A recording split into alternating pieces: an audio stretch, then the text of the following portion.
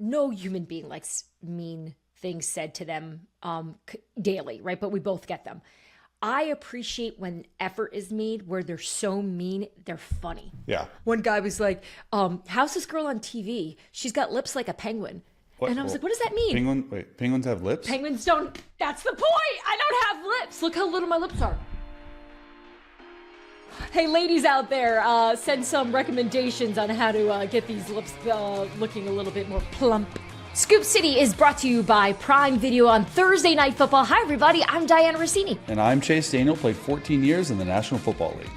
All right, it's officially October. We are a quarter of a way through the NFL season already. This thing has been flying, and everything we predicted came true, huh? Yeah, Chiefs are 4-0. That's about the only thing I predicted.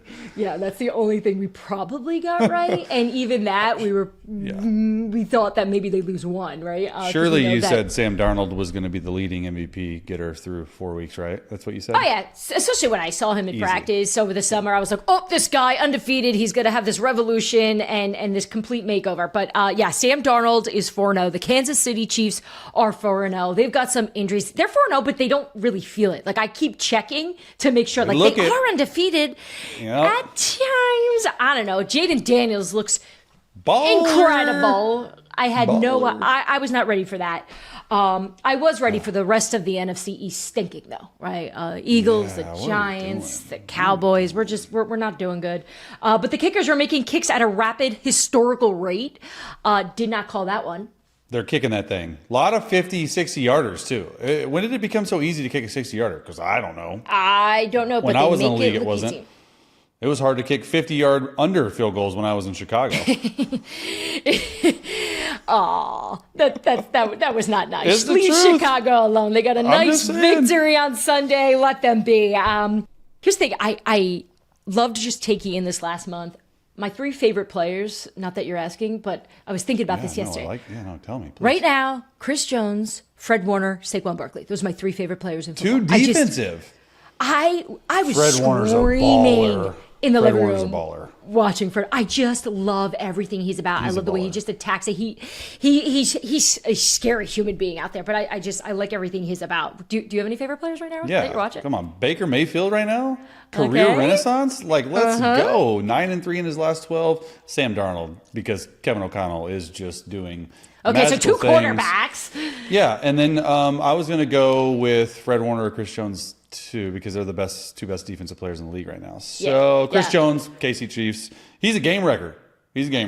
And Chase, we also have a really big guest on the show, perhaps the best sports writer of my generation. Mike Silver has been covering the league for 3 decades and has all these incredible stories of how the NFL's really come into the way it is played now with these amazing stories. And he recently wrote a book. So he's going to join the show to take us behind the scenes on a lot of these teams and talk about all the top coaches like Matt LaFleur, Sean McVay, Kyle Shanahan, Raheem Morris.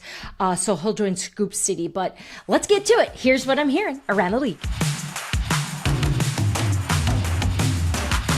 Chase, so we are at that point in the season where we have to get ready for buys. Like, that's when you know this thing is moving along now. Already? So, yeah, we're here. The Lions, the Chargers, the Eagles, and the Titans all have a bye week in week 5. So that's the worst. Early bye weeks are the absolute worst. Yeah, well, I always think about that for teams of how annoying that must be that you're getting this break so early. It's the first thing teams look at when they have their schedule released back in April, May, whenever they release it, is like, when's our bye? Usually you'd love like an early, like week 4 or 5 Thursday night game because you get a 3-day weekend, like a week 10 bye. So you split it up into quarters and maybe even finish the season strong. Some teams have 2 Thursday night games, but that's where it would be, is like split it into thirds. Week 6 is like a Thursday night game. Week 10 or 12 would be the bye week. But I've always had a bye early, and it's just like you're on a roll, you're 3-1, you get a bye, and all of a sudden you're losing. You lose all that juju. Yeah, I was talking to someone in Miami. They haven't had a regular week since the start of the season. They've gotten this whole month with short weeks. So back to what you're saying, some teams are just sort of handed a rough schedule out of the gate, but they don't have their bye week for a minute. The Kansas City Chiefs probably want to bye soon, right? They're 4-0 right now. And Chase, I was watching them on Sunday thinking about what Patrick Mahomes shared with us this summer, which was they were able to win the Super Bowl last year because of Steve Spagnuolo and this defense. And here we are again, and it's the defense keeping this Chiefs team alive and undefeated, even though they are 4-0. I feel like it is a hard 4-0. And now with wide receiver Rashee Rice most likely out for the season with a serious knee injury. Right now there's still some tests going on, but everyone kind of knows what this is, which is it's not good. No, it's not good at all. I mean, look, it's awful that your quarterback did it. It's like friendly fire, right? Like Mahomes is trying to go like make a tackle, get on a ball, and then he hits Rashee Rice's knee. And it's sad because on film, when you watch Rashee Rice for the Chiefs, his average depth of yards of target is low, but they're throwing the ball in space, and he is so fast and he's so quick that he's turned it into, he was the leading receiver going into the games last week. And so the way they used him was really good, but he grew into a true bona fide number one receiver. Now, Isaiah Pacheco's hurt, Hollywood Brown probably out for the year. Then Rashee Rice, it's like your top two receiving threats go into this year when you think that you reevaluated and added some pieces to the puzzle, which they needed. Now those people are gone. They're left with Kelsey. All right, let me set the table then. So we got the trade deadline November 5th, right? It got pushed back because we now have a 17-game season. They never made that adjustment when they changed the schedule, but they did this year. So we've got a few weeks here for the Chiefs to make a decision on what they want to do. And I reached out to them today to just get an idea. They're definitely having conversations internally. What are we going to do next? Who's available? Who should we go after? Should we be looking at practice squad players, right? Because a lot of really good GMs, they're taking a look. Who could come in here and maybe fill some holes for us while we wait to see if our guys can come back? But I do think that the Chiefs here are going to try to make a decision here on trying to trade. All right, so they've traded the last two seasons, right? We know Kadarius Toney 2 years ago, and then last year Mecole Hardman went back to Kansas City. So they've made moves. They've done this before. So my question for you. Who do you think they need to call? Like, which general manager should be hearing from Brett Veach over the next few years? Look, Kadarius Toney, Mecole Hardman are not number one receivers. In fact, they're like 3, 4, 5 wide receivers, right? In terms of, hey, I don't know if you trust them per se. Now, Toney and Hardman made some plays down the stretch. This year feels a little bit different to me. This year it feels like Brett Veach, the GM of the Chiefs, needs to make a splash move, right? And why? Wait, why is it splashy? Well, because like this year feels different. And I say that like last year Mahomes won in spite of his receivers. This year there's all this fanfare, and Rashee Rice, you heard it through camp. He's the bona fide number one. He showed it through the first 4 weeks of the year. Then you got Xavier Worthy. He's great, but sort of a one-trick pony right now with speed, and use him on some gadget plays. He caught a 57-yard touchdown from Mahomes. Awesome play. I just think they need someone to replace like a Rashee Rice. So when I think of that, this is a big swing, and I don't know how the salary cap's going to have it, but I think Davante Adams. I think Davante wants out. I think Davante will get traded from the Raiders this year. I think he wants out. In division, probably not. The one that makes the most sense to me, and I'm most excited about, which I think could happen, is Amari Cooper from the Browns. I think Amari Cooper from the Browns, I don't know what they're dealing with, but I know that he is his contract is very tradable for. And then you look at a guy like Speed, right? Darius Slayton for the Giants, for me, makes a lot of sense. And look, there's guys even like Robert Woods from the Texans that could come in and compete. Really, anyone that comes in, like, I don't know if they're going to get a Davante Adams type guy, like a true number one, because Veach likes his salaries low in that room. There's only about $4 million worth of salary in that room right now. So they've got a really good, tight-knit group. A lot of that money's going to Kelsey. A lot of that money's going to the offensive line. A lot of that money's going to, obviously, Patrick Mahomes. So those are the 3 to 4 options that I want to see.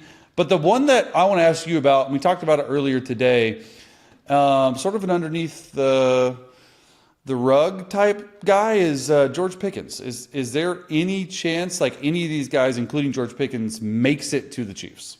Yeah, I like that idea of under the rug because you're right. I don't think that's a name that's getting floated around right now as something that seems obvious. But when you start thinking about how he could fit in the Chiefs offense, it does make a lot of sense. Do the Pittsburgh Steelers want to do that? That's the question I can't get answered.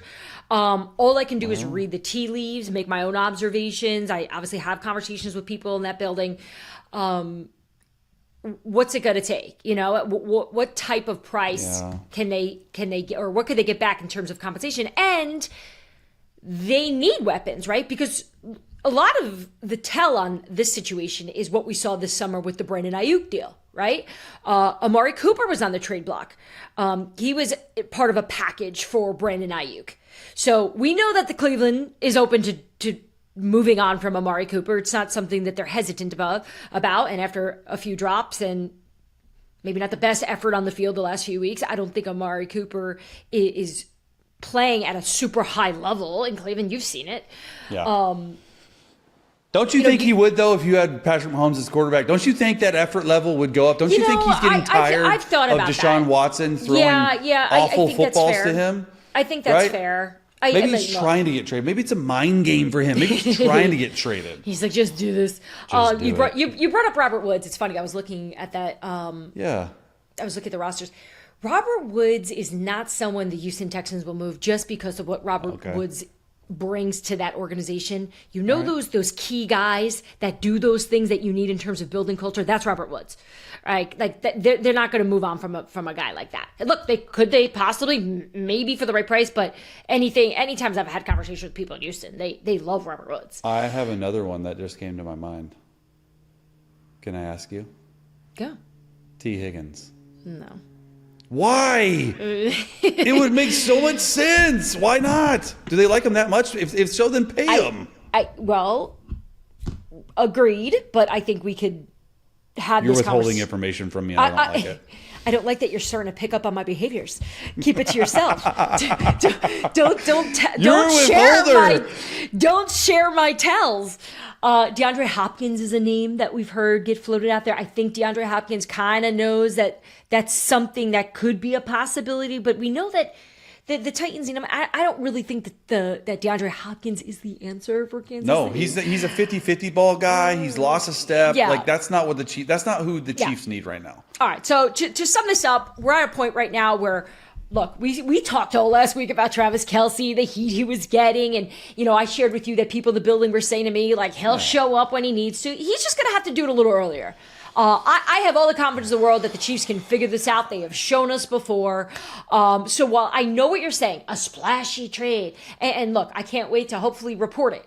But if they don't, I still think they're going to be okay and be able to figure it out. Now, the team that I don't have as much confidence in figuring it out, the New York Jets. What was that against the Broncos? Okay, so we saw something that we haven't seen in years, which is starting with the Broncos with Bo Nix. 60 yards passing. Yeah, not a great day for him. Look, everyone's talking about the weather at MetLife. It was awful. First of all, throwing in the rain sucks. So I feel that it was a defensive battle. Okay, so here's what I want to talk to you about, because we all saw the dynamic between Robert Saleh and Aaron Rodgers. We see it on the sidelines. You hear it through the press conference sound bites. Like, you don't need to be an insider like me to know that there's something going on there, right? These are two. The fake hug 2 Thursday night footballs ago. Like come on, that? Right? Like, come on. Yeah. What are we doing? I know what that was. Like, that was to me. This is just my opinion. That was Aaron Rodgers going chill. Like, dude, chill. Like, this is the problem with the Jets, right? They win one game and everyone thinks that they won the Super Bowl. They had 10 days to prepare for Thursday night football. They had 10 days from when they last played. Yeah. And I just don't think what we saw on the field is going to be good enough for all the aspirations that this team has. It's Super Bowl or bust for the Jets. And it just seems like a lot of this has to do with coaching. And I feel like all we do is hammer Robert Saleh.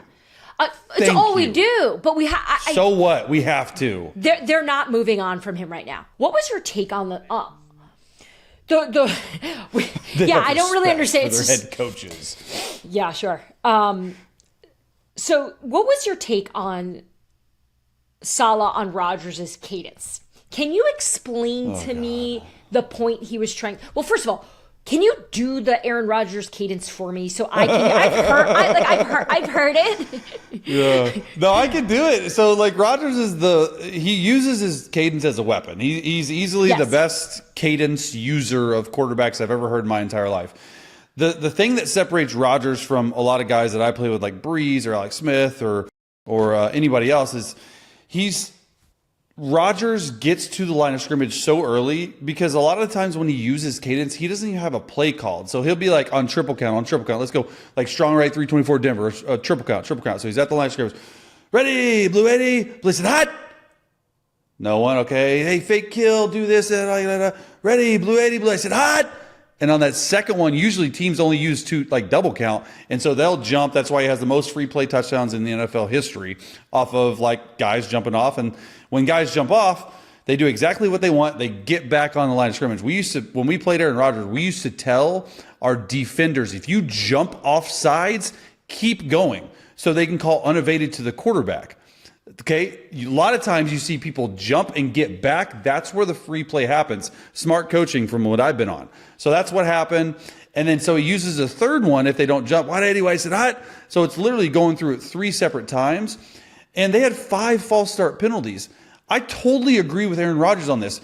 Keep those guys accountable. They practice it all the time. Nathaniel Hackett, they practice it every practice, every training camp practice. They started at OTAs.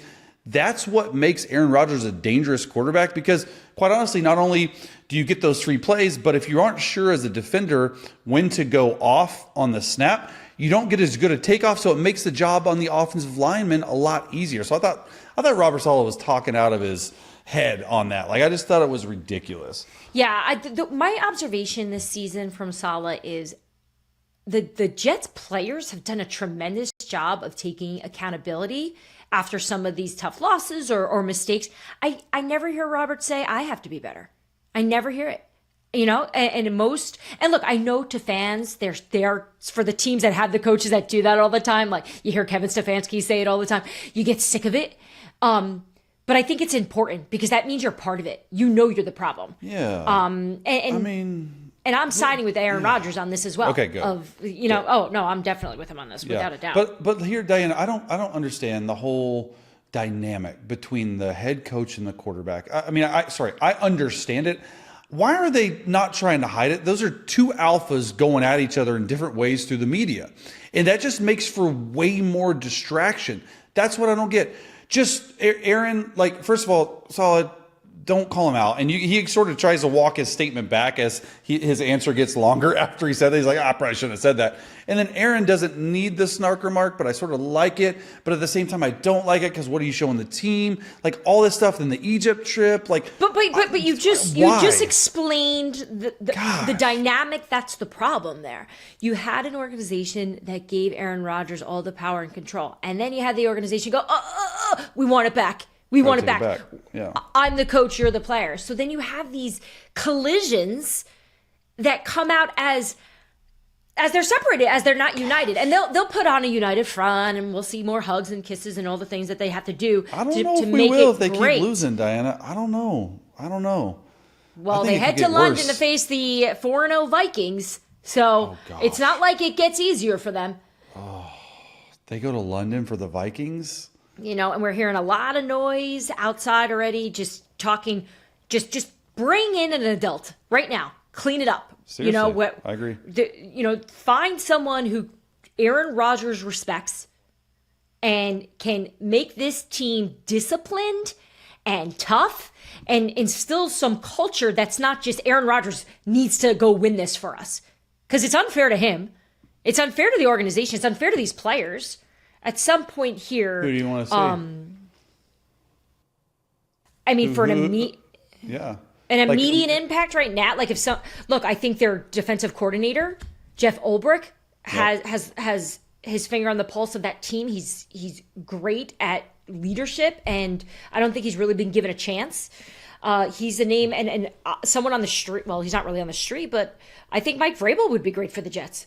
That's actually a really good one because I was just racking my brain trying to figure out who is going to be someone that Aaron Rodgers respects? Because I don't know if Aaron Rodgers respects anyone. If anyone, it's got to be a former player who's sort of a hard ass and Mike Vrabel. I don't even think it's about being a hard ass. It's just a former. It's just a former player who's won 3 times and is going to be able to call out the stars on his team to keep everyone even, including Aaron Rodgers. Not a bad idea. And I do think you make a great point about the dynamic between Rodgers and his head coach.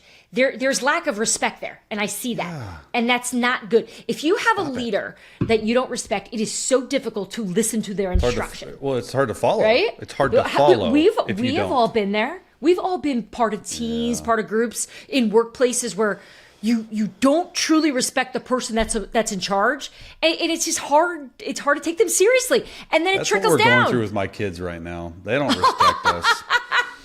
Man, Preston, Parker, and Ashton, we love them to death, but man, they don't respect us. I'm sorry. I struck a chord there with you. I apologize for that. That's all good though. All right, so the Colts yesterday. Joe Flacco, man, coming in big there. Big win. Now Flacco goes and Anthony Richardson gets hurt and he goes in and balls out. 16 to 20 seconds. I think he threw for 170 yards. Two touchdowns, right? It's like, you've been asking me about the Cleveland Browns passing on Joe Flacco since we've started this show together.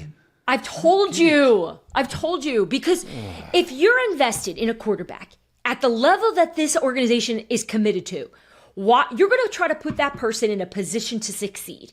And one of those things is to take away any roadblocks, anything that's going to distract from making sure he's the best mentally and physically.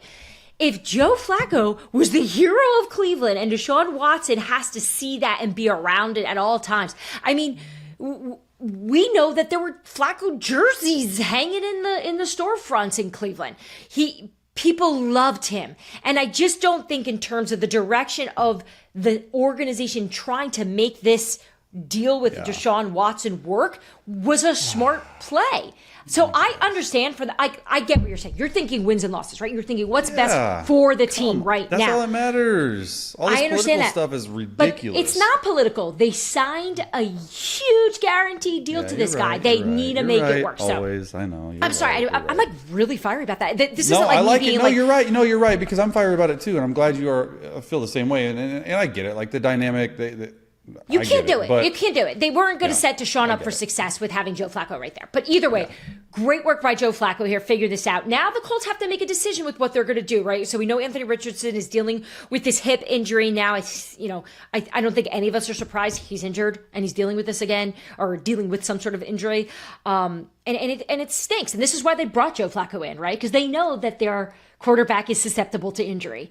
So we'll see how Richardson feels as the week goes on, and we'll see if Joe Flacco will get a chance to get back in there, or if they'll go back to their young star to be decided. Yeah, hey, real quick, because I don't want to end this here. There's a deeper layer to conversation about Anthony Richardson.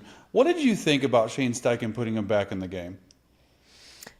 I think he was playing into his players' strengths, but wasn't really thinking about putting him in harm's way. I think he was, let me do what's best for this offense, for this team in this moment, without thinking, oh wait, I'm going to put him in danger. What do you think? Like, I was okay with him putting him back in the game, because imagine he goes down, he gets hurt. Okay, then he's down on the field. Joe Flacco comes in for a few plays. Hey, trainer is in Shane Steichen's ear saying, hey, Richardson's down. Okay, Flacco's in. So Shane's thinking about the plays to call during that time, and all of a sudden a trainer probably taps him on the side and be like, oh, Anthony Richardson back in. Doesn't give him like, oh, he's fine, he can't run, he can't do this. So Shane Steichen, in my opinion, is calling the plays like he's okay, but he calls an RPO. And so that was like, just call a short, quick pass to feel him out. So I'm a little bit on the fence of like, I'm good with him going back in, because Anthony's probably like, I'm ready to go. It just looked really, really bad the way he went down and him running on the first play in. But I get it from both sides of the equation. I was just wondering what you thought. I know a lot of people were really giving Shane Steichen a hard time after that play. Yeah. But I think when you collect it all and start looking at the whole picture, you can understand it. So we talked about it on the show. The Athletic put out their NFL front office rankings. last week. Remember, you were great. I think you picked 2 or 3 that came out to be on top, right? Maybe. So it's your typical guys or typical teams, right? You have the Ravens and the Steelers got tons of votes, and of course Howie Roseman and the Philadelphia Eagles get a bunch of votes. Well, we know the Eagles play the Bucs. And I don't know what happened to Philadelphia, but that was I mean, I don't know what they are. I don't know if they know what they are. I know Saquon's fantastic, but everyone else, I'm just not sure who they want to be. But I bring up the front office rankings piece up for a reason. So after the game, so they blow out Philly. You know, the Bucs just come out of the gate on fire, make it almost impossible for the Eagles to come back. Despite the fact that Eagles were missing a lot of key players, I get it. There's my small excuse for them. No, they still got their butts kicked. We're not making excuses for the Eagles on this show. But I realized, we've done a bad job on Scoop City of giving Baker and the Bucs love. I've done a bad job. Okay, yeah, you've been decent. I don't know why. I haven't been all in. I don't know. You are America right now. That's how America feels. They aren't sure how to feel. I'm not sure how to feel. So, and that's okay, Diana. That's okay. You can get on the bandwagon sooner or later. It's fine. Okay. So after the game, the general manager of the Tampa Bay Bucks, Jason Licht, gets on Twitter, retweets the Athletics front office ranking, and just says, "I love my guys." Okay, he didn't get. I don't think the Bucks got any votes, and the Bucks are 6-1 since Jason Licht has been the general manager against the Philadelphia Eagles with Howie Roseman. But I thought that was pretty fierce of Jason Licht, but pretty fierce of Tom Brady as well. So petty much, Tom? I love Tom. We're teammates. Fox, love him. But petty much? So Tom Brady's comments. So Baker Mayfield, if you recall, had said that Tampa Bay just needed just a fresh start, new energy, more fun since Tom Brady had left. And Baker has obviously come through there for Tampa. So Brady took his opportunity on live television to address the comments and said, "I thought stressful was not having Super Bowl rings. This wasn't daycare. If I wanted to have fun, I was going to Disneyland with my kids." Okay, so much to unpack here. First of all, anytime I talk to anyone from New England, from the day I started covering football to now, they'll use this line. I have heard this line so many times over the years. You know what's fun? Winning. You know what's fun? Winning. Anytime I've been critical of the culture Bill Belichick had there and the standard that Tom Brady had. So I personally... Winning can suck sometimes. Winning can suck, just so you know. Why? Wait, really? If you're miserable at work and you win, I've been miserable at work and we won. I'm like, what am I doing? Really? This stinks. Yeah, come on. Let's be real. It's all about, in my opinion, it's all about who you go to work with and who you work with. Who's your leader? Do you enjoy going to work? And look, everyone I've heard about Tom Brady has said he's enjoyable, but there was definitely some pettiness on that comment. Oh, for sure. There was just a little shot there. So I know we talked about it real quick here with Philadelphia. I mean, what is your concern level here? They have the players on offense. I think they have the offensive coordinator. They have the players on defense, other than maybe a defensive lineman not named, that they need some help there. But I think the defensive players are there. I think the culture is there. They won a Super Bowl. At least one thing, Diana. Nick Sirianni is not doing his job. And I'm critical of him. I get it. It's easy to be critical of him. But when you show up on the road and you get your butts kicked 33-16 like that, and I get it. You're missing players. Excuse one. You're missing some all pros. O-linemen. I get it. Excuse two. It's 100. It feels like 105 degrees. Excuse two. When are these excuses gonna stop? The only reason I think that you're 2-2 right now, Philadelphia Eagles, is because you have the best running back in football, Saquon Barkley. That's it. If you did not have Saquon Barkley, I think Jalen Hurts has regressed as a passer of the football. You might be 0-4. If I'm being completely honest with you. The red zone turnovers are absurd. The fourth down, go for it and stops are absurd. Kick the field goal, Nick Sirianni. You've left 9 to 12 points on the board throughout the entire year. You're lucky. I'm going on a tangent. I got it. You're lucky that you won in New Orleans. A blown coverage on 3rd and 16 led you to a win in New Orleans. You got lucky. You barely won in Brazil in the first game of the year.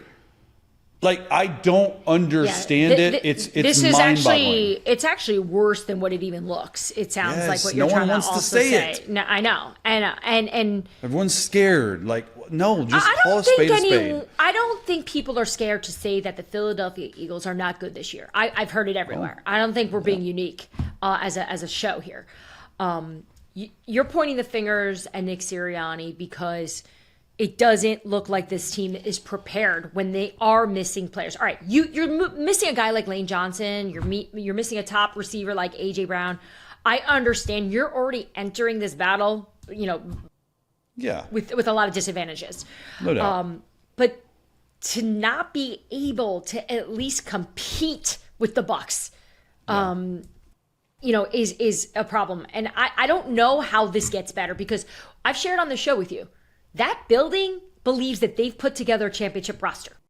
Okay? So here we are talking about all the different problems. We're not going to make this a whole, let's beat down the Eagles segment here. But I don't know how this gets better.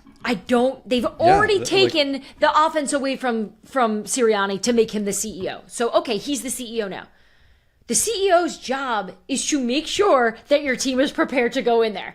And everyone just looks like they're on their own island. It's like everyone's on remote. It's like COVID years, I totally agree. I said this on air the other day, and I said the definition of insanity is doing the same thing over and over and over again and expecting different results.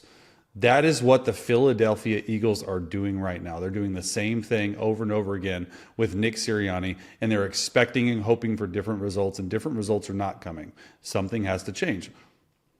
Well, I just did what I said I didn't want to do, which was ignore the Bucs. So, look, Mayfield finishing with 347 passing yards, 3 touchdowns. Mike Evans is tremendous. He amazes me because he's supposed to be getting older. And he's just insane. As good as they come, and you just don't pay attention to him enough because it's Tampa Bay. But look, I think this is a team that is for real because I think we're at that point of the year, right? The great Bill Belichick once said, like, 4 games in, 5 games in, you kind of get an idea of what you are. Now you spend the next 4 to try to fix it. I think Baker's cooking something up there in Tampa. Did you hear Mike Evans' quote about Baker? Calling him the best dual threat quarterback in the league? Yes, I did. That was something. The stats sort of back it up. Only 3 players in the NFL have 5+ passing touchdowns and multiple rushing touchdowns. Baker Mayfield, pretty Lamar impressive. Jackson, Josh Allen. I'd say he's having fun. Josh Allen not having as much fun, right? So despite just having really an outstanding start to the season, the Buffalo Bills playing the Ravens last night, they physically looked bigger to me. The Bills looked like bigger players. But in terms of what was on the field, I'm not freaking out about Buffalo. How are you feeling about Buffalo? Not Yeah. I just, that wasn't one of those losses that you go, oh God, right? Like they still were pretty good. Now, Derrick Henry, I feel like this is a good opportunity for you to apologize to the Ravens flock because you had tweeted that you didn't think that the Ravens were going to be the better team in this. And then we saw that it was obvious pretty quickly right out of the game. Not only did I tweet it, but I put it on national television. I went on and I said, easily the Buffalo Bills. Because I was asked a question, and I was trying to answer it because the Bills were 3-0. The Ravens were 1-2 and held on to beat the Cowboys. I said, without a doubt, easily the Bills are the better team. And oh boy, it did not sit very well. So obviously Derrick Henry at 30 years old looks like he's 27, 22. Well, whatever young age where 22 is perfect age for that. Right? He looks so good considering that, there were definitely some questions when he was in Tennessee if he had any juice left. So it's funny, this morning I was thinking, man, Derrick must be so tired. So I called a Ravens player and said, hey, what's Derrick up to? He's like, he just finished a workout actually. What time was this? After a Sunday night game? Yeah, it was 9:15 Eastern. He's a beast, dude. Think about that. He ran for 199 yards. Let him set the record. Give him another yard. Yeah, what are we doing? What are we doing? Why? That was Try weird. not to get him hurt, I guess. Yeah, give him a yard. 200 yards? Come on. Please. I'm really surprised by that. All right, coming up on the show next. The great Mike Silver is going to join the show. He's got a new book out all about Sean McVay, Kyle Shanahan, Mike Shanahan. He's got some juicy stories. You do not want to miss it. We'll be right back. All right, back here on Scoop City, we have been waiting for this guest to join the show since we launched Scoop City back in July, and we finally were able to nail this down and get him. Mike Silver, we got our guy. The greatest sports writer I've ever read. So, Chase, the backstory here is Mike knows this because I've seen him at a million games over the years. Monday mornings when I'd fly back home from whatever stadium I was at, Mike used to write this column for the NFL Network, and it was must read. You know how you wake up Monday, you have your coffee, and you just can't wait. I would sit on the plane. And I would just get all comfy in my flight or in my plane seat and be like, here we go. So how does that make you feel, Mike? I mean, first of all, I just want this intro to keep going. This is amazing. Long-time listener, first-time caller, so I can't believe I'm here on Scoop City. And I think probably, Chase, after the first time you got paid, I was like, I used to bring you up in every vacant quarterback conversation. I'd be like, well, what about go trade for Chase Daniel? Like, you know, he's getting paid. I love that. And then, like, at some point, I was just like, he should have gotten one of those jobs, but on the other hand, he's had a really long run. Like, how long were you in the NFL? 14 years. Oh, my, wow. That's a long. That's crazy. I know. I can't believe it either. It's wild, man. Well, what about you? How long have you been covering football? Yeah. Oh, God. Double that, right? I started covering the 49ers in 1989 for a now defunct newspaper, and I was born in 1986, just to let you know. Diana was probably not born, so there you go. We'll tell the listeners that. Yeah, don't be lying.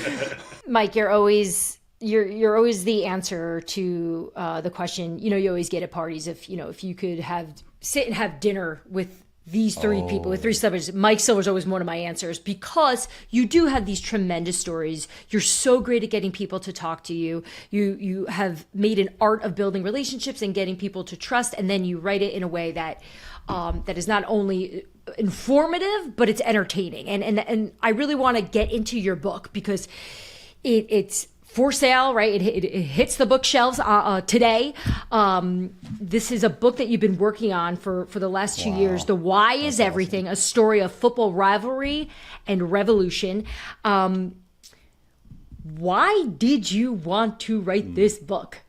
Well, you've seen the pain and the bloodshed and the hand wringing more than anyone. But really, this goes back to me. For me, it goes back to my early days as a beat writer in the 90s. So let me take you guys back. The 49ers had won the 4 Super Bowls in the 80s. Mike Holmgren succeeds Bill Walsh as the guy running the offense under George Seifert, and then leaves to go coach the Packers. So the 49ers hire Mike Shanahan to replace him in 1992 as offensive coordinator. Now, Mike Shanahan at the time, he'd been fired ingloriously by Al Davis as the LA Raiders head coach, kind of a Lane Kiffin type vibe. Then he goes to Denver, gets fired by Dan Reeves, and accused of insubordination. Like, Dan Reeves was basically saying Mike Shanahan and John Elway conspired against him to call the plays they wanted to call. I don't think that aged great, but so he was embattled, and Steve Young, who was playing for the injured Joe Montana, was also beleaguered in that he ran too much, he didn't read the offense, and most of all, he wasn't Joe Montana. So those two teamed up and did epic things, finally won that Super Bowl 29 where Steve Young throws 6 touchdowns, and then Mike gets the Denver job, takes outside zone and adds it to the Walsh scheme, and goes on and does great things with the Broncos. So that's kind of the jumping off point, and then we get to Washington in the early 2010s when I would argue one of the great collections of talent ever. On one staff, you have these 5 current head coaches in Kyle Shanahan, Sean McVay, Mike McDaniel, Matt LaFleur, and Raheem Morris. And then in short order, you had the greatest sports journalist in America as a young television reporter, Diana Marie Rossini. The host of Scoop City? The host of Scoop City. Oh, I was a young little bunny and with no clue whatsoever roaming around those Washington streets there trying to keep up because, Chase, you have to understand and you remember because you were in the league, there was so much hype because of Robert Griffin III. And the way we're seeing Jaden Daniels electrify the city right now, it from what I was told, it feels similar. It has that same juice. So I started covering Washington the year after. So I just missed Robert by by 1 year. And obviously Mike was covering it closely because it was one of the biggest stories in football for years. So what was going on behind the scenes? And I know that there's a lot of different, you in this book, you really go into sort of the fabric of that organization and why things were set up the way they were. What's something that you learned while reporting that you didn't know when you were there at the present time? Okay, well, first of all, I try to explain scheme, and there's a lot to explain to the extent that I can, but I want to assure everyone there's lots of pettiness and dirt and rivalry and, juicy stuff in here too. Juicy. So don't think you're going to get like my weird version of trying to sound like I understand X's and O's like someone like Chase, which I cannot. But they did. So let me start with the scheme part. It always struck me in 2012 because I showed up there just like every national reporter when they were on that run with Robert. And I remember sitting in Mike Shanahan's office with him and Kyle, and I was like, hey, could you explain it to me? Like, how are you guys doing this? Because the league hasn't figured out what you're doing. And they go, yeah, we just took our offense and ran it out of the pistol. And I'm like, huh? And they're like, yeah, no, we literally took the whole thing. And like, I know that's really complicated. And it, there's even they had to create a whole series of blocking schemes called the 50 series because odd and even get skewed when it's, you're faking one way, and running another. So I explain all that. But Chase, they gained a third of their passing yards or more that year off one play called drift, which I'm sure you know well in their offense, but it's basically Robert faking the zone read handoff, turning, and then blindly throwing like where the linebackers would be. I have a story for you, Mike, about that. I can't wait. Let's go. Before you continue your history lesson of your book, I just want to interrupt and say 2012, I played for the New Orleans Saints. It was my last year for the New Orleans Saints.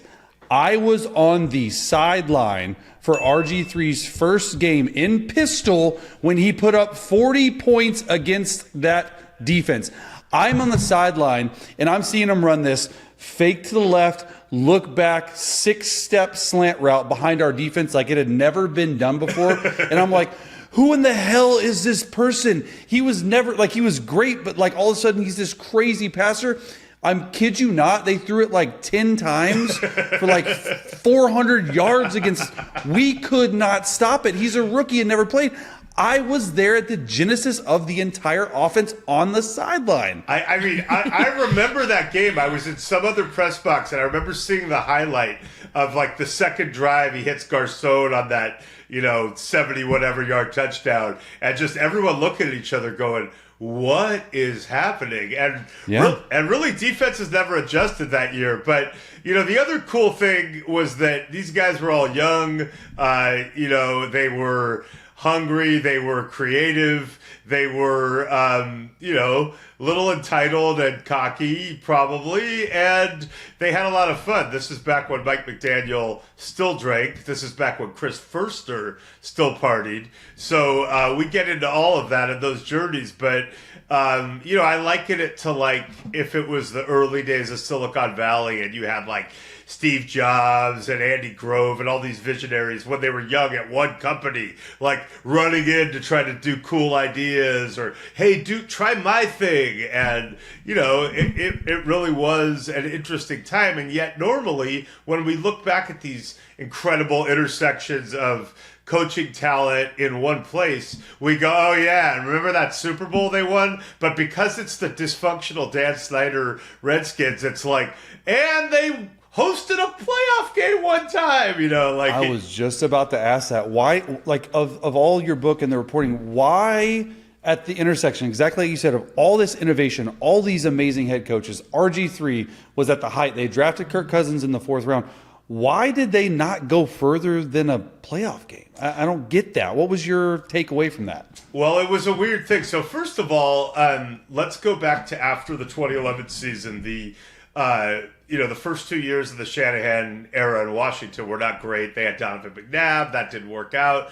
So Peyton Manning is now a free agent, like completely flukish state of affairs. One of the all-time greatest players in the history of the sport is a free agent. Now, he's coming off 4 neck surgeries, which is why it happened. But still, so they're like, Mike Shanahan is like, we should go get Peyton. So Peyton is going to meet with the Broncos on his free agency tour, and Mike sets it up so that Peyton will then go over to Mike Shanahan's house in Cherry Creek in Colorado and meet with him on that tour. So Mike is now in the Bahamas on Dan Snyder's yacht having his meetings, and I'm sure it's it's just a Stier little boat. I'm sure it's nothing fancy, tiny. So they're on the yacht, and Kyle's back in Ashburn, preparing for the most important meeting of his life because he kind of idolizes Peyton too. It's Peyton Manning, right? He's like, this would be amazing.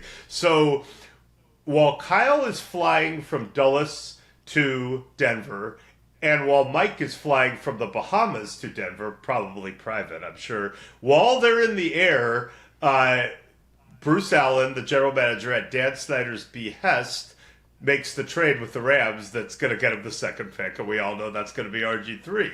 So by the time they land, everyone's heard the news, and Kyle calls his dad and goes, all right, well, that meeting's off. And Mike's like, no, what do you mean? And Kyle goes, well, we're taking Robert. And Mike goes, no. Robert's for the future, man. We can still get Peyton. And Kyle's like, really, Dad? And he's like, yeah, really. So Peyton comes over. They do the meeting. Kyle and Peyton are watching film. They're vibing. Kyle's so jacked. He's like, this guy completes me. This is amazing. And Peyton leaves. And Kyle goes, Dad, do you really think we can get him? And Mike's like, no, we're drafting RG3. Of course we can't get him. What in the world? Oh my god! So there was that, and then you had an owner who wanted him to be the guy so much that he was like, Mike, we have to explain that to people who weren't around the team, the relationship between Daniel Snyder and Robert, and why it felt almost like father-son. Or almost like hero worship a little bit from Dan Snyder, and he worshipped Robert Griffin III. What did you discover? He wanted him to be not only his franchise quarterback, but a pocket passing franchise quarterback so badly that and RG2, Robert's father, felt similarly about that. It wasn't just, hey, this guy won the Heisman and he's lighting up the league.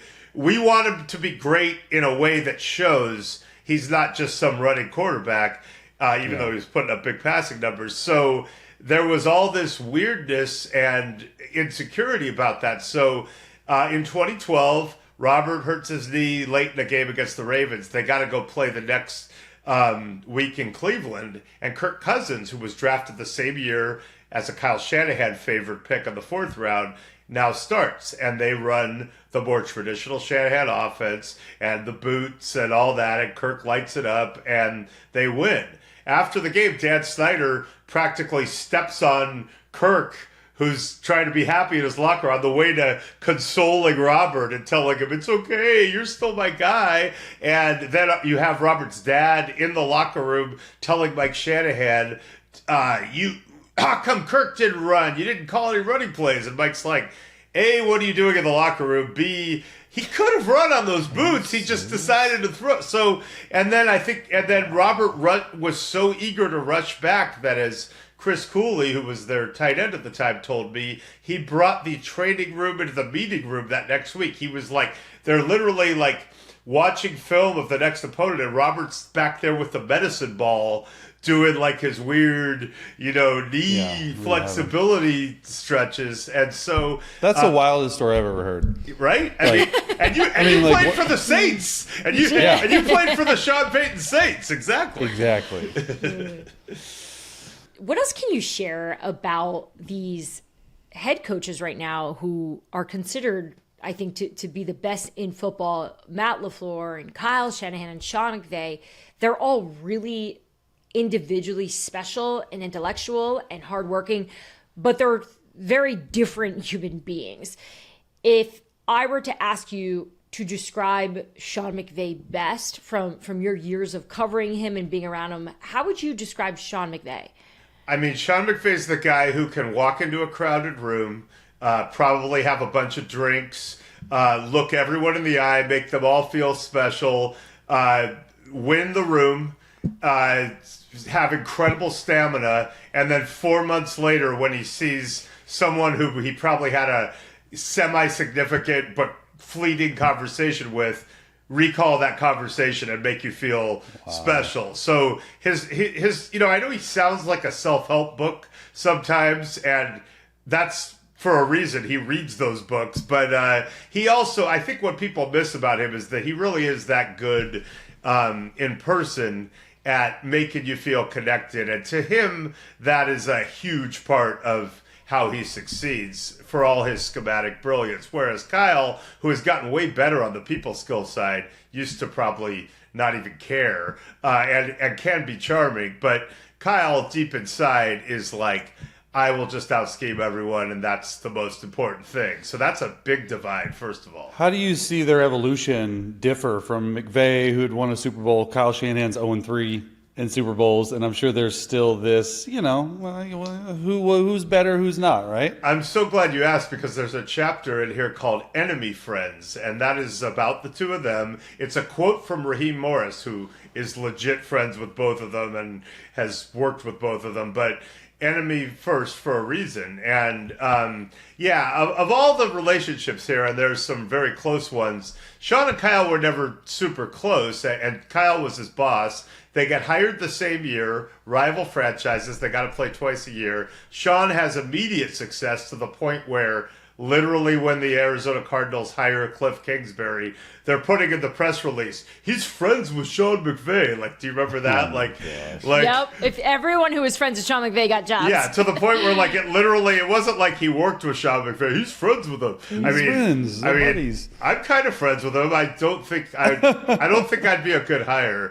But yes, it's been weird, and Sean has won the Super Bowl. So picture this. At one point, until late last year, Kyle Shanahan had beaten Sean McVay 9 times in a row in the regular season. There are memes out there where Sean McVay's head replaces Kyle's son in a family picture with Kyle's arm around him. But within that streak, the one game that really mattered, the 2021 NFC Championship game, the Rams come back from 10 down, win it, and then win that Super Bowl. So that's the one that really, really matters. So yes, it rages on. I'll give you a scene, and Diana, I know I've told you this story before when it happened, and it's also in the book. So Sean McVay in 2017, had clinched everything his first year with the Rams and was pretty much locked in on a playoff spot. And the last game of the season was against the 49ers at the LA Coliseum. The 49ers were long eliminated, but Jimmy Garoppolo had started the last month of the season and created excitement. He'd won 4 games in a row, and now they're playing the Rams, just trying to finish strong. So Sean decides, I'm resting my starters. I'm not playing Jared Goff. I'm not playing Todd Gurley. I'm not playing Aaron Donald. It's the right thing to do. He rests everybody.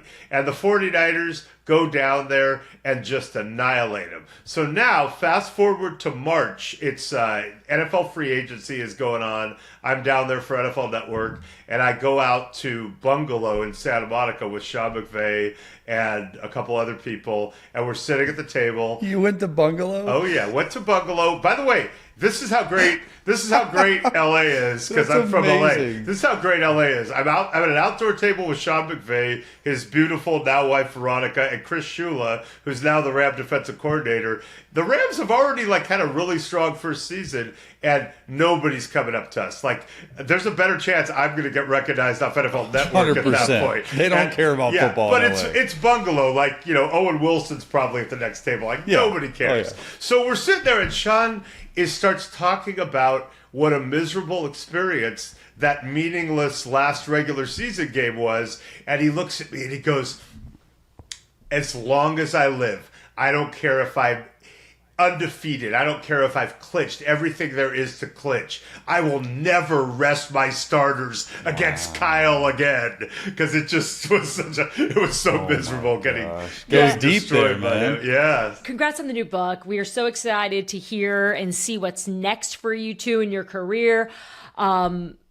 Some sources of mine say you've got some big plans. So I can't wait to finally be able to report on what Mike Silver is going to be up to over the next few weeks, because it's not just a book, people. Let's go. We've got some big things coming our way. So, Mike, thanks so much. Enjoy all of this. I just want to be in the Scoop City ecosystem as much as I can. You're in here, bro. Let's go. Anytime you want to come on. You're Uncle Mike, baby. Just like you are in my house. You're Uncle Mike on Scoop City, too. We might have to make a trip to San Diego somehow. And Come on, man. Come on out. Let's go. Chase's face. Chase, my son Michael, calls Mike Silver Pizza Mike, because when Mike came over a few weeks ago to come visit, he rang the doorbell, like my front doorbell, not a normal kind doorbell. guest. But the only person that uses the front door of our house, because my parents and my sisters and brothers, they go to the side. Mike didn't know that, are the pizza delivery guys.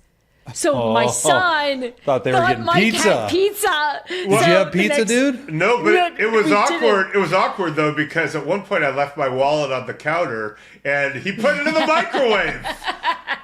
He did not stop. That's hilarious. Either way, the next morning my son woke up. Where's Pizza Mike? I said, he had to go work.